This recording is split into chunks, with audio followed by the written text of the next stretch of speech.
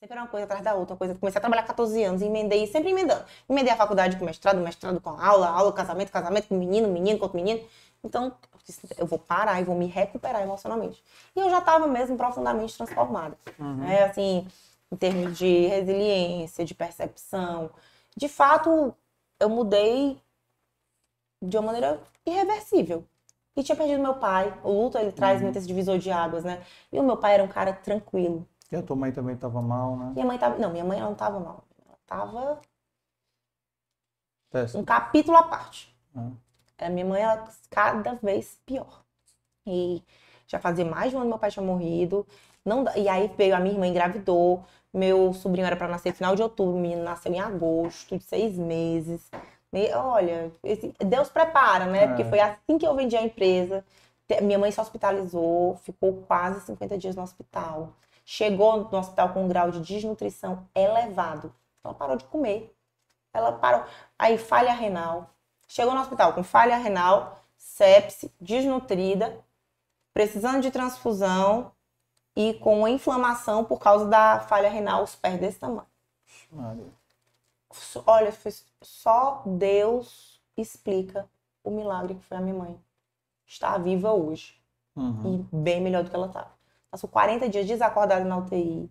Chegou a ser entubada. E meu marido, eu perguntava pro meu marido, né? Me diga, minha mãe vai morrer? Minha mãe vai morrer. Foi o segundo semestre, agora, recente, né? O segundo semestre todinho em função disso. Me diga, a minha mãe vai morrer? Me prepare logo, porque eu preciso saber. Eu pensava também nas crianças, que tinham perdido a avó. Todo final de semana era enfiado na casa da avó. Aí a avó adoeceu. Aí se enfiaram na casa da minha mãe. Aí meu pai adoeceu. Aí era como se eles tivessem perdido a estrutura total. Aí morrer a minha mãe também, tinha que preparar essas crianças. Perdeu uma referência. Mandei mensagem pra psicóloga dos meninos. Olha, vai acontecer isso, minha mãe acho que vai morrer e tal. Foi muito crítico. Ela ficou muito doente. E a minha irmã com recém-nascido em casa, então era eu mesmo.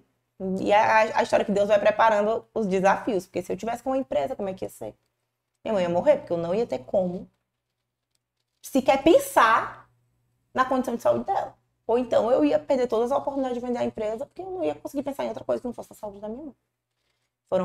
Foi 2 meses do segundo semestre.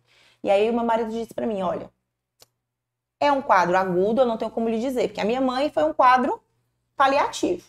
Então a gente meio que sabia o que esperar. Sua mãe é agudo, mas isso era um domingo de manhã. Se precisar entubar, ela não vai sobreviver, não. Ela não tem anticorpos para sobreviver, fraca, não. né? Tava fraca. E ainda teve mais. Ela recebeu muita transfusão de sangue e ela teve uma coisa mais grave do que sepse, que sepse é a infecção generalizada, que para mim já era, eu não conhecia nada mais grave do que isso, mas existe. É uma complicação da sepse. É uma complicação que só quem tem sepse. E aí ela teve isso e ela perdia todo o sangue que botava nela. Hemorragia o tempo todo. E aí foi quando o médico disse, olha, o Rafael disse, se entubar ela não sobrevive. Porque ela não tem como ficar lá com a boca aberta, entrando todo tipo de bactéria, né? A intubação é agressiva por causa disso, que você fica lá desacordado, com a boca aberta e circulando na UTI. Aí quando deu umas 2 horas, ficou de tarde, o médico ligou, Aline, porque a gente vai precisar entubar sua mãe hoje mesmo. Aí pronto. Aí eu liguei pra Nayana, aí liguei pra família, aí mandei todo mundo se despedir, chamamos o padre. Foi realmente um processo de despedida, de luto. Vou começar a preparar enterro. E a gente começou mesmo a se preparar, porque a minha mãe ia morrer. E pra você ver o que é, e é por isso que eu valorizo tanto hoje. Pouco tempo depois, deu essa minha virada de chave da saúde mental. A minha mãe só começou a melhorar quando ela foi sedada absolutamente e entubada. Porque a cabeça manda.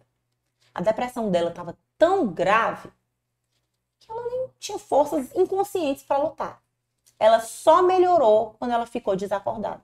Quando ela perdeu totalmente a consciência e foi entubada.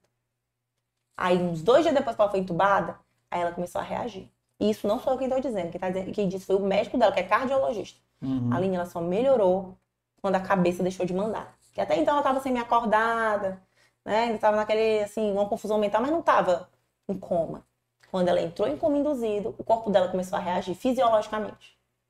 E aí, passou mais um tempão. Quando deu 1 semana que ela estava entubada, o meu marido disse, tem que traqueostomizar, porque é tempo demais para ela ficar entubada, é muito Entubada. perigoso. Mas Deus providenciou esse milagre, aí a gente já tinha chamado o padre, a gente tinha rezado, e graças a Deus ela começou a reagir mesmo. E isso já era o quê? Perto do Natal. Não, era novembro. E eu não tava, a minha vida profissional completamente parada, mesmo. E o Instagram também.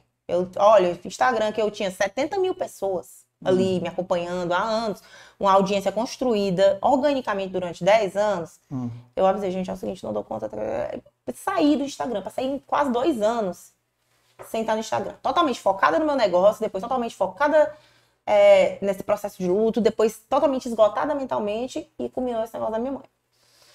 E parei minha vida, virei realmente aquilo que eu nunca imaginei que eu ia virar, né? Mãe tourista, mãe feissora, e tava com a minha mãe no hospital. E graças a Deus, porque só tinha eu pra eu fazer isso, né? Ou era tu, ou era tu. Ou era eu, porque minha irmã tava com um recém-nascido em casa prematuro. Meu sobrinho passou 40 dias na UTI, antes de ir pra casa. O menino foi pra casa 2 dias depois, a minha mãe se internou. Então era eu. E aí ela foi melhorando. Aí foi pra casa. Quando deu uma semana que ela tava em casa, aí ela teve um problema cardíaco. A única coisa que ela não tinha tido era cardíaco. Até então. Quando ela voltou pra casa, aí voltou pra UTI. Aí fez cateterismo, Menina, isso aí já era Natal. Agora, 2023. Já era Natal.